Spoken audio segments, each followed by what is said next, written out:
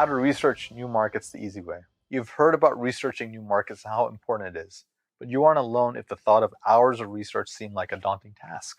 Hey there, I'm Vic Raya with Viking Capital, and today I'm excited to share with you my top 10 tips for making market research easy. There are 10 things or areas you should focus on primarily, and doing so will help you pick a great new market without feeling overwhelmed. Have you already started doing research in some different markets? Are you ready to get out of your comfort zone and invest in a booming market, even if it's across the country? Well, first, I want to share with you that I've been there. I've been doing Googling, I've been searching, I've been researching markets, and sometimes it's not effective. So you're not alone. But since that time, I've figured out finally how to narrow my focus and get the results I need without getting bogged down in the details. When I look at a new market, there are 10 things I look for. The top thing, the number one thing that carries the most weight for me is job growth. Jobs and employment is the number one driver of growth in any real estate market. Tied with job growth is population growth. Now, you don't want population growth without job growth. That means there's something else going on. The population growth alone might just be temporary. But when a market has steady job growth, this will ensure that the population growth will continue for years to come. Beyond job growth, you also need job diversity in a market because you don't want all the jobs going to be belonging to a single sector. The great example of that is like an army base. Think about all the eggs in one basket. If that sector folds, it's going to affect the population growth and several other factors here.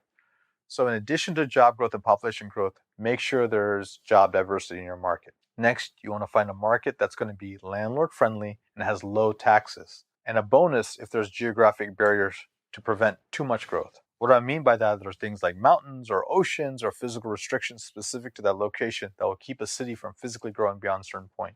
You may be wondering, hey, why is this important? This is important because as a city grows and more buildings get built, at a certain point, cities with those physical barriers are not going to be able to expand beyond a certain point. This will drive real estate values up over time due to supply and demand. Beyond that, look at the cost of living. You're going to want to find a market that has a relatively low cost of living, especially when compared to the median income of that area. This comparison as an indicator will tell you that with a low cost of living, people are able to live there comfortably. This will show you that as the real estate prices rise, there's still room for growth. Also, it's important to know for your market research, there's things like local news, local governments, path of progress. You want to find a place where things are happening, where there's a rich and vibrant culture, and that is supported by the efforts of the governments. And this bodes well for the future of that market. Lastly, I always try to visit the market if I can. Now, I get it. As a passive investor, I understand you're in it because you're passive and you don't want to do a lot of work. But if at all possible, if you can go visit the market, then visit it and it'll give you much more information than any Google map. So as you're researching markets, keep these key factors in mind because as I said, you don't want to get bogged down in the details.